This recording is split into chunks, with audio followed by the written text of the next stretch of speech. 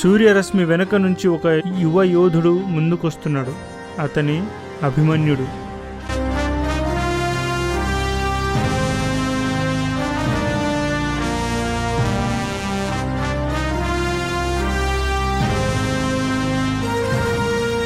అర్జునుని కుమారుడు, కృష్ణుని మేనలుడు తన చేతిలో ఉన్న శంఖం ఊదిన క్షణంలో యుద్ధరంగం మొత్తం కాంతివంతమవుతుంది.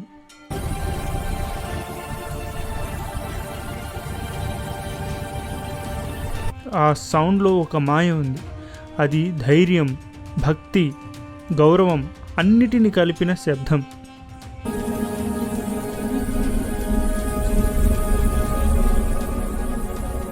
అభిమన్యుడు శంఖం ఊదినప్పుడు దేవతల లోకమంతా ఆగిపోయినట్లు అనిపించింది. అతని శంఖధ్వని చెబుతోంది, ధర్మానికి వయసు ఉండదు, న్యాయం కోసం నేను సిద్ధం.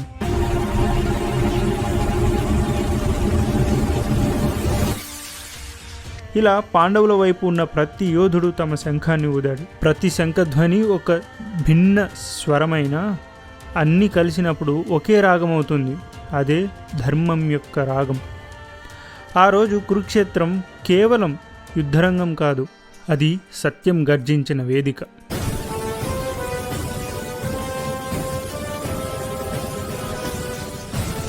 ఇక్కడ మనకు ఒక అద్భుతమైన పాఠం ఉంది. మన నిజ జీవితంలో మనం కూడా ఇలాంటి సిచ్యువేషన్ని ఫేస్ చేస్తాం కదా.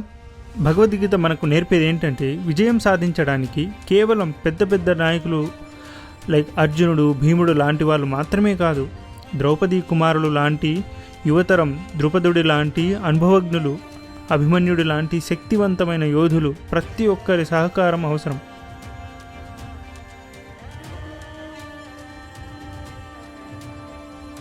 మన నిజ జీవితంలో మన లక్ష్యాన్ని సాధించాలనుకున్నప్పుడు మన టీం లేదా కుటుంబంలోని ప్రతి ఒక్కరి బలం ముఖ్యమని గుర్తించాలి. ఎవరూ తక్కువ కాదు. మనం వారి ప్రత్యేకమైన నైపుణ్యాన్ని, పాత్రను గౌరవించి వారిని ప్రోత్సహించాలి. అప్పుడే మన లక్ష్యం పట్ల సామూహిక నిబద్ధత ఏర్పడుతుంది.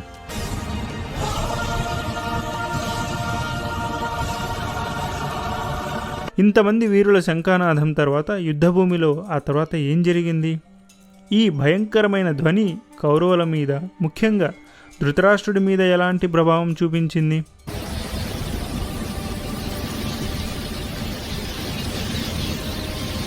తెలుసుకోవాలంటే 19వ శ్లోకం కోసం సిద్ధంగా ఉండండి.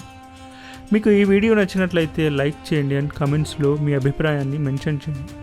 మరీ ముఖ్యంగా ఈ వీడియోని మీ ఫ్రెండ్స్ అండ్ ఫ్యామిలీ మెంబర్స్తో షేర్ చేయండి. ఇంకా చాలామంది ఇలా మన ధర్మాన్ని తెలుసుకోవాలి. త్వరలో